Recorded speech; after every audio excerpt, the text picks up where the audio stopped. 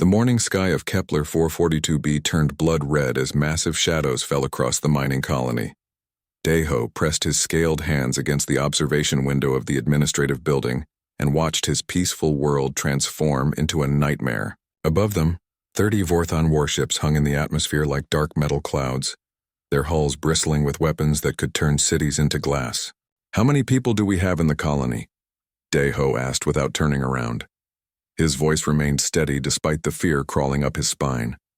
As the colony administrator, he had to stay calm. 3,000 souls depended on him now. Hana looked up from her engineering console, her crystalline skin flickering with nervous blue light. The young Xelian had been working on the colony's defense systems all night, but they both knew it was hopeless. 2,843 colonists, she said, plus the mining crews who made it back from the outer stations.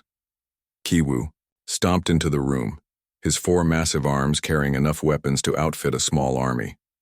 The Thakarian security chief's natural armor was scarred from decades of fights, but nothing had prepared him for this. "The outer perimeter is gone," he growled. "They hit the defense towers with some kind of energy beam, turned them into dust in seconds." Daiho finally turned from the window. His people looked at him with hope in their eyes, but he had no miracles to offer. The Kepler 442b colony was a mining operation, not a military base. They had laser turrets meant to scare off pirates, not fight a fleet that could destroy planets. "Have you sent the distress signal?" Daiho asked. Hana nodded. "Broadcasting, on all frequencies, but the nearest Galactic Union forces are 3 weeks away at best. 3 weeks. They would all be dead in 3 hours." A deep rumble shook the building as the Vorthon ships moved closer. Through the window, Daiho could see smaller vessels breaking away from the main fleet. Landing ships. The invasion was beginning. The communication system crackled to life with a voice that sounded like grinding metal. "Attention, inhabitants of Kepler 442b. This is Admiral Thek of the Vorthon Empire. You have something we need." Daiho walked to the communication panel and pressed the reply button. "This is Colony Administrator Daiho. We are a peaceful mining operation under Galactic Union protection. Your presence here violates 17 different treaties." Cold laughter echoed through the speakers. "Treaties are for species that matter. You have 30 minutes to gather all quantum crystal reserves and prepare them for transfer. Resist, and we will sterilize your entire planet." The transmission ended, leaving the room in silence. Kiwu spit on the floor, which was the Thakarian way of showing disgust. "Let them come. My security teams will make them pay for every step." "With what?" Hana asked, her skin now flashing angry red. "We have 20 guards with pulse rifles. They have 30 warships and enough troops to conquer a world."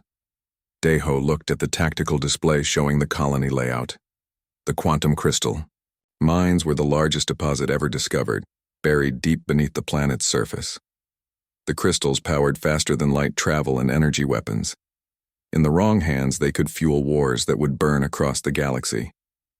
"We can't let them have the crystals," Daiho said quietly. Kiwu's 4 eyes focused on him. "You're talking about the destruction protocol. Every major mining operation had one. If the facility fell to hostile forces, emergency charges would collapse the tunnels and bury the crystals forever. It would also kill anyone in the underground complex." "How long to evacuate the mines?" Daiho asked. Hana checked her console. "The night shift has 400 workers down there. It would take 2 hours to get everyone out safely." Through the window, they watched the first Vorthon landing ships touch down near the colony's edge. Ramps dropped open, and soldiers poured out.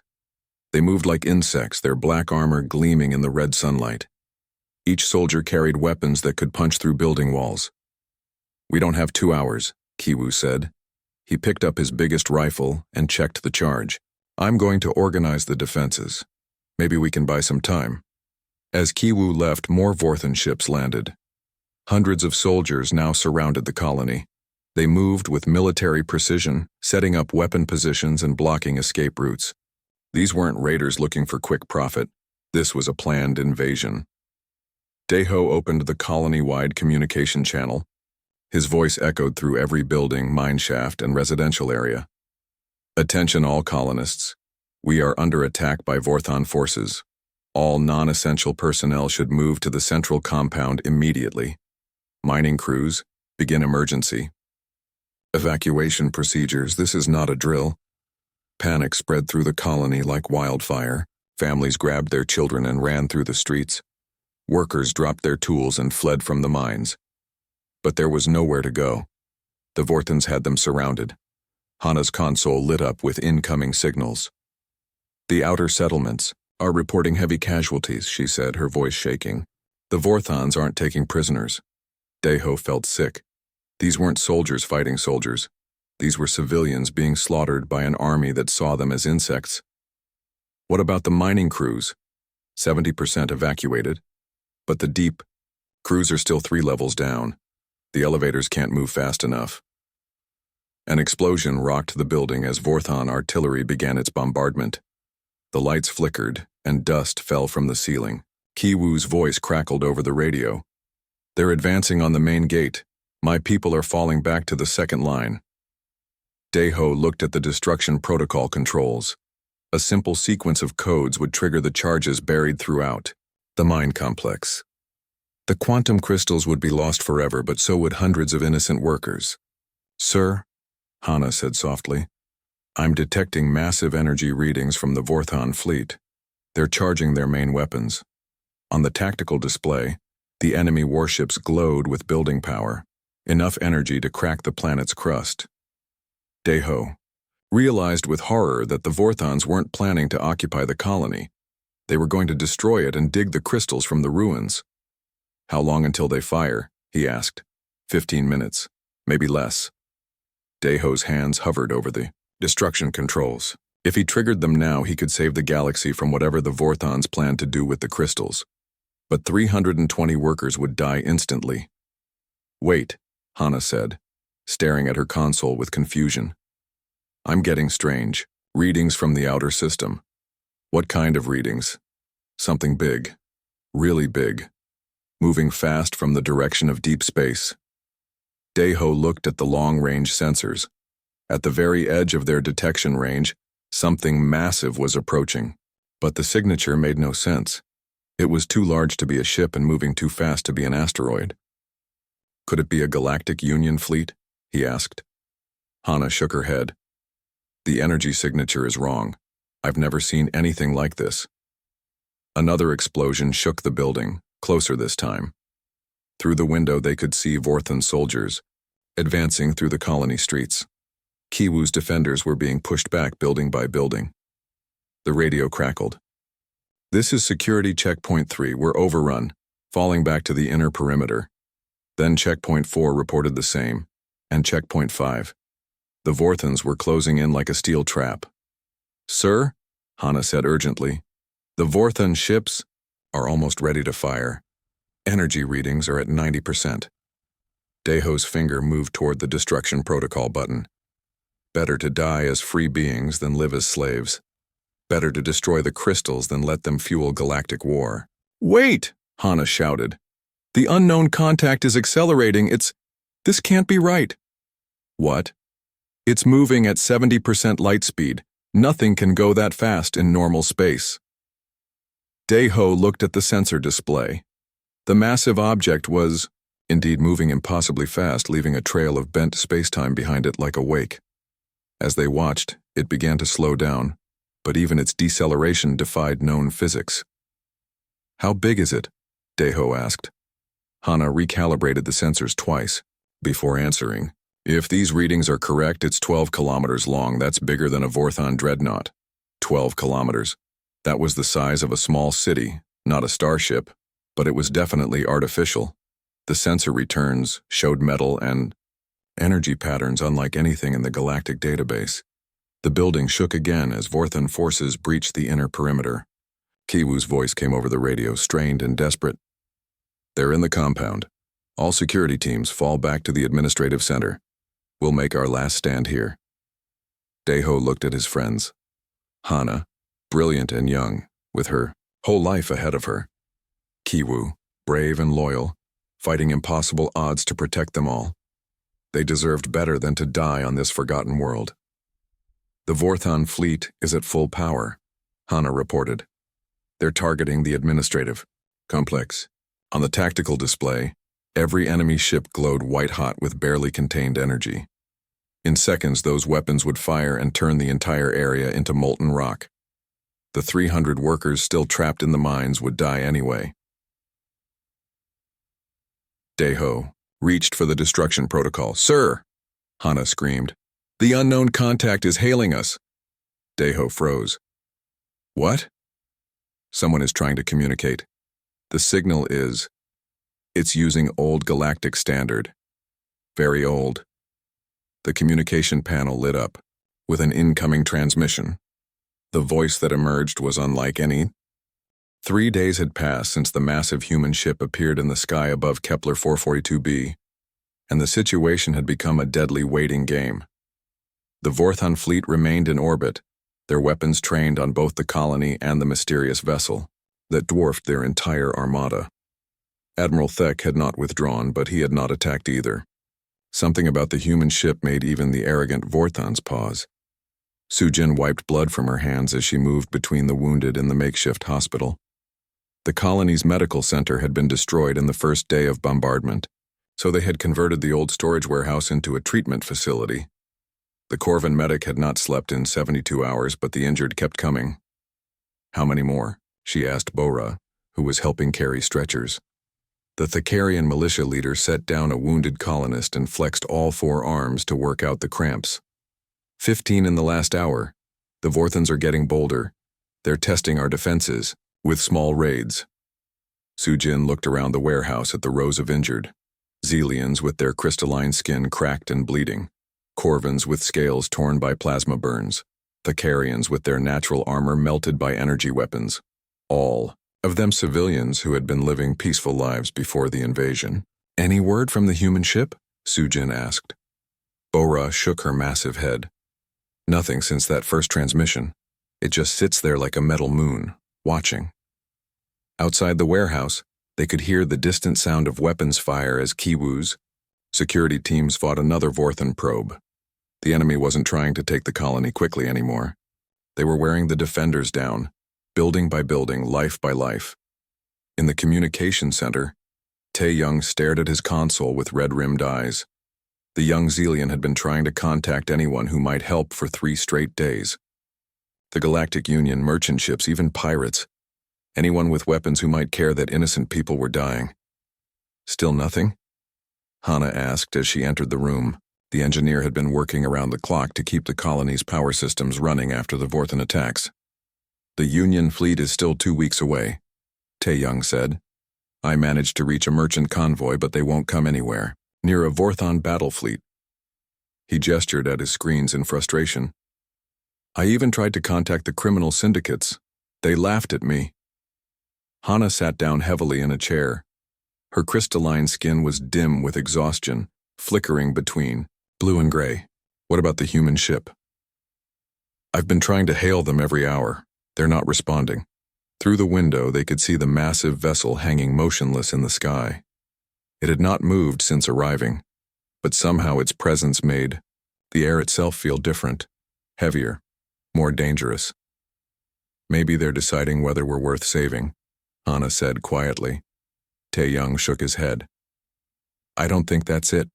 I've been monitoring Vorthon communications. They're scared." "Really? Scared?" "Admiral Thek keeps demanding reinforcements, but the Empire isn't sending any." "Why not?" "I intercepted a message from Vorthon High Command. They ordered Thek to withdraw immediately and avoid contact with human forces at all costs." Hana's skin flashed with surprise. "But he's still here. He's gambling. The quantum crystals are too valuable to give up. He thinks one human ship can't stand against his entire fleet." In the underground mines, Dong Hyun checked the demolition charges for the 20th time that day. The Thakarian explosives expert had wired every major support beam in the crystal caves with enough firepower to bring down a mountain. If the Vorthons broke through the colony's defenses, the mines would become their tomb. "How many workers are still down here?" he asked Wu Jin, the elderly Corvan who served as the mine supervisor. 43 volunteers, Wu Jin replied. "They refuse to leave their posts." Dong-hyun understood. These miners had spent their lives digging the crystals from the planet's heart. They would not let invaders steal their work. But it also meant that 43 innocent people would die if he triggered the charges.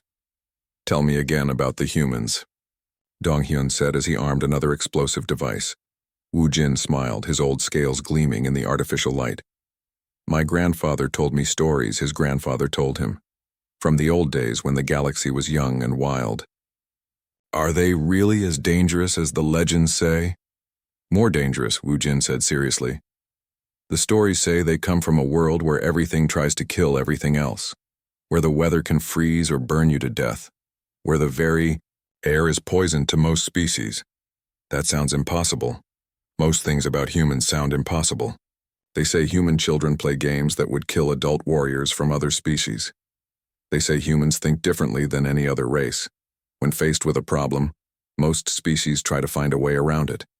Humans try to go through it." Dong-hyun activated another charge and moved to the next support beam. "What else do the stories say?" "They say humans never surrender. Even when facing impossible odds, even when their cause is hopeless, they keep fighting. There's an old saying, when you have killed the last human, check your back, you missed one." Above ground, Ki-woo studied the tactical situation from the Gi colony's command bunker. The Vorthons had taken 60% of the outer buildings and were slowly closing in on the central compound. His security teams were holding, but they were running out of ammunition and places to retreat. "Status report," he growled to his remaining squad leaders. "Checkpoint 7 is under heavy pressure," reported one of his Thakarian warriors. "They're using those new plasma mortars that can punch through our cover." "Checkpoint 4 has fallen back to the school building," said another. "But the Vorthons are bringing up heavy weapons." Kaiwoo looked at the map display.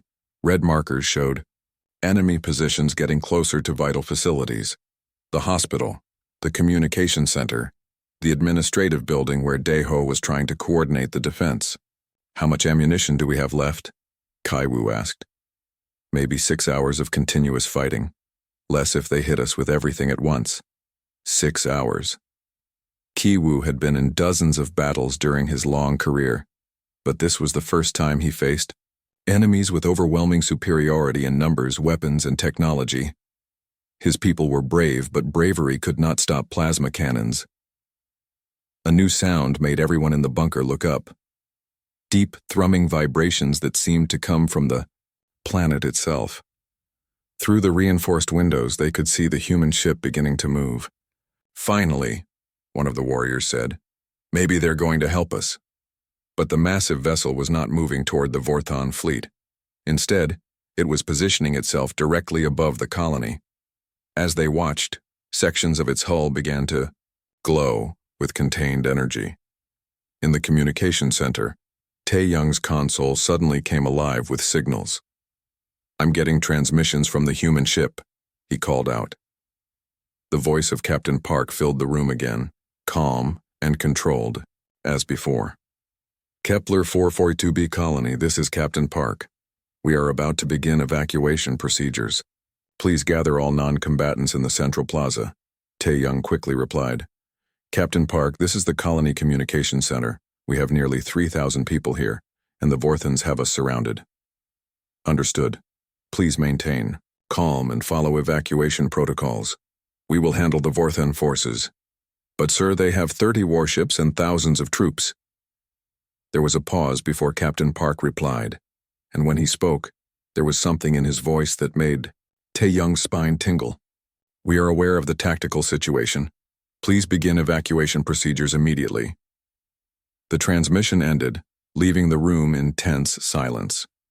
Through the window, they could see the human ship rotating slowly, bringing different sections of its hull to bear on the Vorthon positions. In the hospital, Soo-jin was treating a young Xelian girl whose parents had been killed in a Vorthon raid when the evacuation announcement came. "What does that mean?" the girl asked, her crystalline skin flickering with fear. "It means the humans are going to help us," Soo-jin said gently. She hoped she was telling the truth. Bora burst into the warehouse, all 4 arms gesturing urgently. "Everyone who can walk needs to get to the central plaza now. The humans are evacuating the colony." "What about the wounded?" Sujin asked. Bring everyone. The humans said all non-combatants. As they began moving the injured toward the plaza, a new sound filled the air. The Vorthon fleet was moving, their ships dropping lower in the atmosphere. Admiral Thek's voice boomed from speakers throughout the colony. Attention, human vessel. You are interfering with a lawful military operation. Withdraw immediately or face the consequences. Captain Park's response came instantly. Admiral Thek, you were warned. You chose not to listen. What happened next would be remembered by every survivor for the rest of their lives. The human ship's hull erupted with light as dozens of weapon ports opened like burning eyes. But these were not the familiar plasma cannons or laser batteries that dominated galactic warfare. These were something entirely different. Streams of coherent energy lanced down from the human vessel, but instead of targeting the Vorthon ships, they struck the ground around the colony.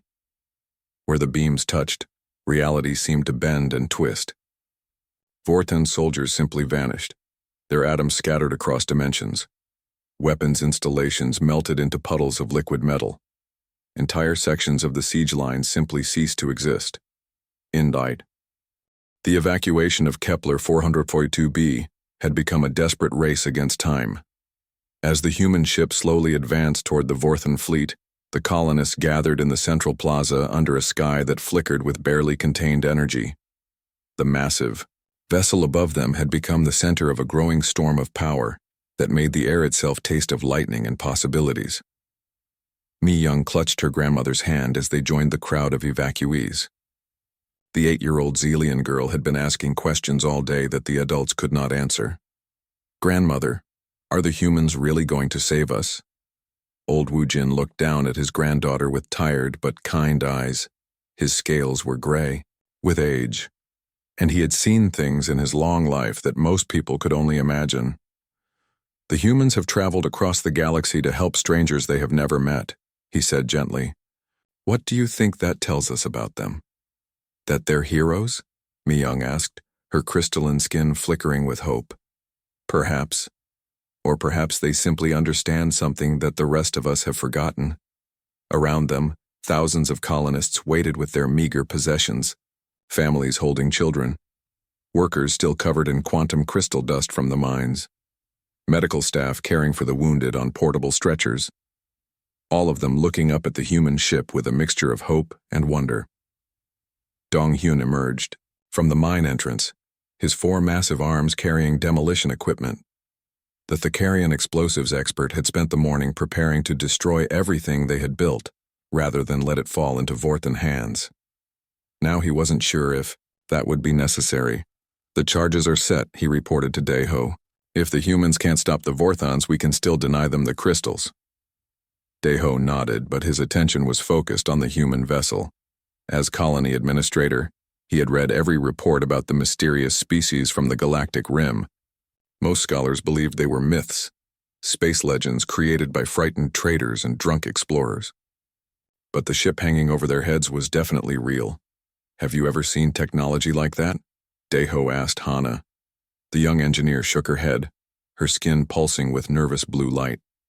Nothing in the galactic database comes close. The energy readings don't match any known power source. It's like they're pulling energy directly from the quantum foam itself. Above them, the Vorthon fleet had formed a battle line, 30 warships bristling with weapons, their hulls glowing with the heat of charging energy systems. Admiral Thek's voice echoed across the system on all frequencies. Human vessel, you are vastly outnumbered. Surrender now and we will allow you to depart unharmed. Captain Park's response came without hesitation. Admiral, you seem to misunderstand the situation. You are not fighting a ship. You are fighting humanity. There is a difference.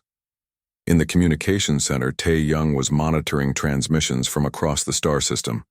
What he heard made his blood turn cold. Sir, he called to Daeho. Over the radio. I'm intercepting Vorthon military communications. They're not just here for the crystals. What do you mean? The quantum crystals aren't just valuable. They're planning to use them to build something called Project Dark Sun. From what I can gather, it's some kind of superweapon that can destroy entire star systems. The implications hit everyone at once. If the Vorthons succeeded, they would have the power to hold the entire galaxy hostage. Whole civilizations could be wiped out with the press of a button. Dong Hyun's hand moved toward the demolition controls. Then we have to destroy the mines, even if it kills us all. Wait, Wu Jin said firmly. The humans came here for a reason. Let us see what they can do. As if responding to his words, the human ship began to change. Sections of its hull that had been dark suddenly blazed with light. Weapon ports opened like eyes awakening from sleep. But most disturbing of all, the ship began to sing. It was not music in any sense that the colonists understood. It was a deep, thrumming vibration that seemed to resonate in their bones. A sound like the universe itself taking a breath before screaming. Mi Young looked up at her grandfather with wide eyes. What is that sound? Wu Jin listened to the alien music with growing amazement. That little one is the sound of predators, preparing to hunt. The Vorthan Admiral's patience finally broke. All ships, open fire, destroy that vessel. The combined firepower of 30 warships erupted across space in a display of destruction that lit up the system like a newborn star. Plasma cannons, particle beams, fusion torpedoes, and gravity bombs converged on the human vessel in a torrent of annihilation. The weapons struck the human ship and simply vanished, not absorbed, not deflected, gone, as if they had never existed. The massive vessel continued its slow advance without even slowing down. Impossible! Admiral Thek screamed over the radio. Nothing can survive that much firepower. Captain Park's voice remained infuriatingly calm. You are thinking like prey, Admiral. Try thinking like a predator. The human ship's response was swift and terrible. Beams of coherent energy lanced out from its weapon ports, but these were not the familiar energy weapons of galactic warfare. These were something far more advanced. Where the beams struck Vorthan ships, reality itself seemed to twist and bend. A Vorthan destroyer simply folded in on itself like origami made of metal and disappeared. A cruiser's hull began to flow like liquid, its crew's screams cut short, as their vessel transformed into something that geometry could not describe. A dreadnought split into 7 perfect copies of itself, each one attacking the others in confusion. What kind of weapons are those? Hana whispered. Wu Jin watched the impossible battle with the wonder of someone seeing legends come to life. Weapons built by a species that learned to fight in the dark between stars. Weapons that treat the laws of physics as suggestions rather than rules. The Vorthan fleet was in chaos. Ships fled in all directions as their reality-bending weapons proved useless against an enemy that seemed to operate by different rules entirely. But the human vessel was not content to simply defend. It was hunting. The massive ship accelerated to impossible speeds, moving through space like a living thing. Its weapons reached out across thousands of kilometers to pluck Vorthan vessels from their formations. Ships that tried to retreat found themselves pulled back by gravity fields that should not exist. Ships that tried to hide behind asteroids discovered that the human weapons could fire through solid matter, as if it were empty space. In the colony below, the evacuees watched in stunned silence as their gods of war dismantled the Vorthan fleet with casual efficiency. These were not the desperate battles they knew from history books. This was an apex predator teaching prey the difference between hunting and being hunted. Sir, Tae-young called out urgently, I'm getting a transmission from the human ship. They want to speak with you directly. Dae-ho took the communication device with shaking hands. This is Colony Administrator Dae-ho. Administrator Dae-ho, this is Captain Park. We are preparing to begin evacuation procedures. Our medical teams need to know how many wounded you have. Medical teams? Of course. Dr. So-young Kim is our chief xenobiologist. She has extensive experience treating non-human physiology. We will not leave your injured behind. Dae-ho felt tears forming in his eyes. In all his years of dealing with galactic bureaucracy, no one had ever offered to help them without asking what they would get in return. We have approximately 400 wounded, he managed to say. Understood. Prepare them for transport. We will be docking in 15 minutes. Docking? But your ship is 12 kilometers long. Size is relative, Administrator. Dr. Kim will explain when she arrives. The transmission ended, leaving Dae-ho staring at the communication device in confusion. How could a ship the size of a city dock with their tiny colony? The answer came as sections of the human vessel began to detach themselves. What they had assumed was a single massive ship was actually dozens of smaller vessels flying in perfect formation. Ships the size of buildings broke away from the main body and descended toward the colony like falling stars. But as the ships approached, something impossible happened. They began to shrink. Not physically, but somehow the space around them compressed, until vessels that should have crushed buildings were landing gently in the plaza like shuttles. Space-folding technology, Hana breathed. They're manipulating the dimensions around their ships to change their apparent size. The lead shuttle's ramp opened, and the colonists got their first look at humanity. Dr. So-Young Kim stepped out of the shuttle and immediately began moving toward the wounded with practiced efficiency. She was smaller than most of the colonists had expected, but there was something about the way she moved that spoke of absolute confidence. Behind her came other humans carrying medical equipment that seemed to hum with barely contained power. "I am Dr. Kim," she said in perfect galactic standard, though her accent was unlike anything they had heard before. "We are here to help." Mi Young broke away from her grandfather and ran toward the human doctor. "Are you really going to save us?" Dr. Kim knelt down to the little girl's level and smiled. It was a warm, genuine expression that somehow made everything seem less frightening. "That's what we do, little one. We protect those who cannot protect themselves." "But why? We're not humans." Dr. Kim's smile grew wider. "Because someone has to, and it might as well be us, as the human medical teams." The evacuation of Kepler 442b proceeded with an efficiency that bordered on the supernatural. Human medical teams moved through the colony like flowing water, treating wounds that should have been fatal with devices that seemed to rewrite biology itself. Dr. So-Young Kim worked alongside Su-Jin, the Corvin medic, showing her techniques that challenged everything she thought she knew about medicine. "How is this possible?" Su-Jin asked as she watched a human scanner repair nerve damage that would have left its victim paralyzed for life. Dr. Kim smiled as she adjusted the device's settings. "We learned long ago that the universe has very flexible rules. The trick is knowing which ones can be bent and which ones will break." Nearby, other human teams were loading colonists aboard the shuttles with the space-folding technology. Ji-hoon, the Corvin sensor technician, found himself on a vessel that was somehow larger inside than outside. The cargo bay he stood in could have held his entire laboratory, yet from the outside the shuttle was no bigger than a residential building. "This violates the fundamental laws of spatial geometry," he muttered, running his hands along walls that shouldn't exist. The human pilot overheard him and laughed. "Wait until you see our main ship. That really breaks the laws of spatial geometry." Na Young, the Zelian astrophysicist, was having her own crisis of understanding as she studied the readings from her portable equipment. The human vessels were generating energy signatures that made no sense according to any known physics. "Excuse me," she called to one of the human technicians. "What kind of power source are you using?" The technician looked up from his work of loading quantum crystal samples, controlled singularities mostly, with some zero-point energy extraction for the smaller systems. "Controlled singularities? You're using black holes as batteries?" "Well, very small ones, about the size of atoms. They're perfectly safe as long as you know what you're doing." Na Young sat down heavily on a crate of supplies. Humans were casually using the most destructive forces in the universe to power their coffee makers. It was like discovering that children were playing with supernovas. On the main human vessel, Hyun-woo was experiencing his own moment of revelation.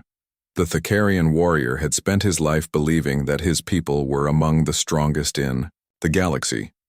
Their natural armor could stop most weapons, and their four-armed fighting style made them feared across dozens of star systems. But as he watched human crew members work, he realized that strength meant something entirely different to this species. A human engineer was casually lifting equipment that should have required a loading robot. When Hyun-woo offered to help, the engineer politely declined, explaining that the gravity on the human ship was set to Earth normal, which was apparently 3 times heavier than what most galactic species considered comfortable. You live in 3 times normal gravity? Hyun-woo asked in amazement. Actually, this is about 70% of what we're used to, the engineer replied. We turned it down so our guests would be more comfortable.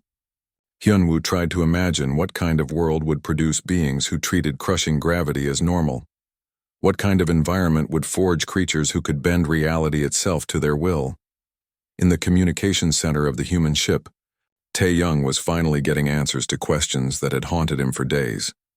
Commander Jae-sung Lee, the human tactical officer, was explaining how they had detected the colony's distress signal. We maintain a network of monitoring stations throughout this galactic arm, Commander Lee explained. When we detected the Vorthon fleet movement toward your system, we dispatched the Indomitable to investigate. But how did you get here so fast? We're at the edge of known space.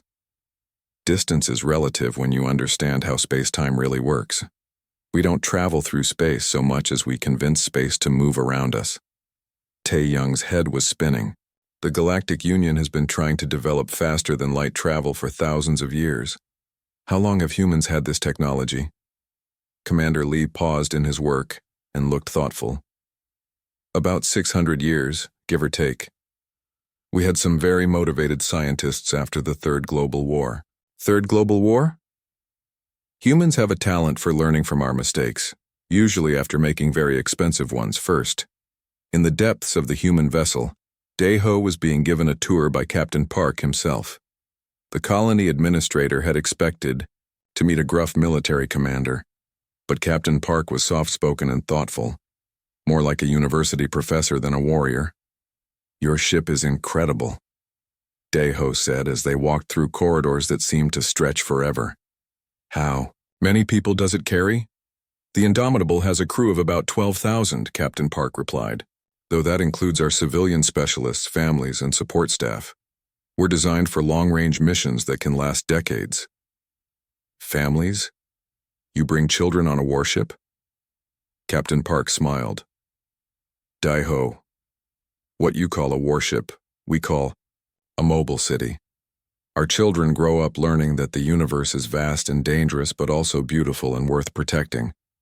They entered what Captain Park called the observation deck, and Dae-ho's breath caught in his throat.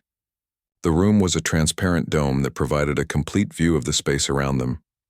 But what took his breath away wasn't the view of stars. It was the view of Earth.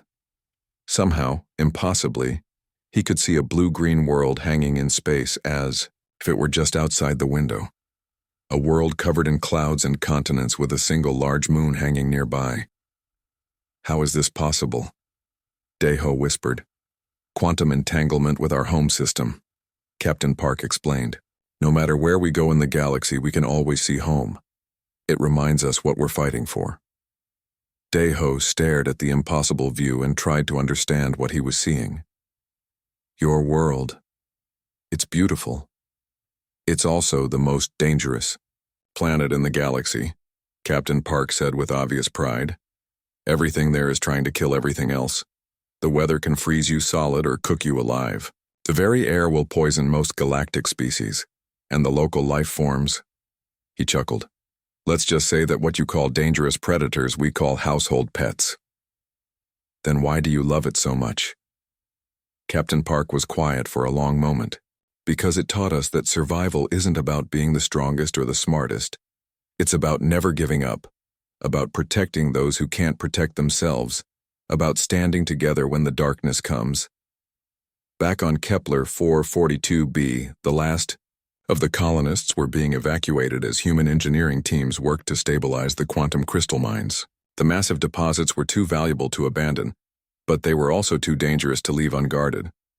Dong-hyun watched in amazement as human engineers used technology he couldn't begin to understand to reinforce the mine tunnels and install new security systems. What are you doing? He asked one of the technicians. Making sure no one else can steal these crystals, the human replied. Quantum crystals in the wrong hands could destabilize entire star systems. We're installing Guardian protocols that will only allow authorized access. Guardian protocols? The technician grinned. Automated defense systems. If anyone tries to take the crystals without permission, they'll discover that humans build very creative security measures. Dong Hyun had a feeling that creative was a very dangerous word when humans used it. In the colony's former administrative building, Woo Jin was having the conversation he had dreamed of his entire life. A real human was sitting across from him, listening to the old stories his grandfather had told him. "Your legends are remarkably accurate," Captain Park said after hearing the tales, though they miss some important details, such as, they paint us as warriors and conquerors. But the truth is simpler. We're gardeners. Woo Jin looked confused. Gardeners? We plant seeds of civilization in the darkness between stars. We tend the garden of galactic peace. And when parasites threaten the things we've helped to grow, Captain Park's expression grew cold. We remove them. Is that what you did to the Vorthan fleet? The Vorthans weren't destroyed, Woo Jin. They were relocated to a dimension where they can learn to appreciate peace without threatening others. The old Corvin felt a chill run down his spine. Humans didn't just defeat their enemies. They banished them to other realities. As the evacuation neared completion, Dr. Kim approached Mi Young, who was clutching a small crystal that had been given to her by the miners. "What do you have there, little one?" "It's a quantum crystal," Mi Young said. "The miners gave it to me for good luck." Dr. Kim knelt down and examined the crystal with interest. "Do you know what quantum crystals really are?" Mi Young shook her head. "They're frozen light, photons that have been trapped in crystalline matrices for millions of years. In a way, they're tiny pieces of ancient stars." "Like the humans, Doctor?" Kim looked surprised. "What do you mean?" "Grandfather says humans are the darkness between stars given form. But you saved us, so you must be made of light too." Dr. Kim smiled and gently touched the little girl's crystalline cheek. "Perhaps we're both, little one. Light and darkness, creation and destruction. Perhaps that's what makes us human." As the last shuttle prepared to depart Kepler 442b, Captain Park stood on the bridge of the Indomitable and looked down at the world they had saved. His tactical officer approached with a final report. "All colonists evacuated successfully," Commander Lee reported. The mine. 6 months had passed since the rescue of Kepler 442b, and the galaxy was still trying to understand what had happened.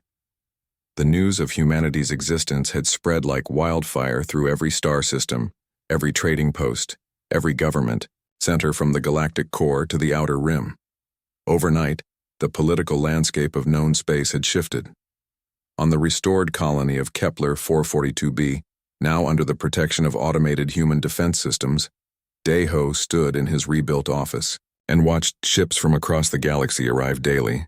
Diplomats, scientists, merchants, and curiosity seekers all came hoping to learn about the mysterious humans who had emerged from the darkness between stars. Another delegation from the Galactic Union, Hana reported as she entered the office. The young Xelian engineer had been promoted to Director of Colonial Affairs, a position that now required her to manage relations with dozens of species.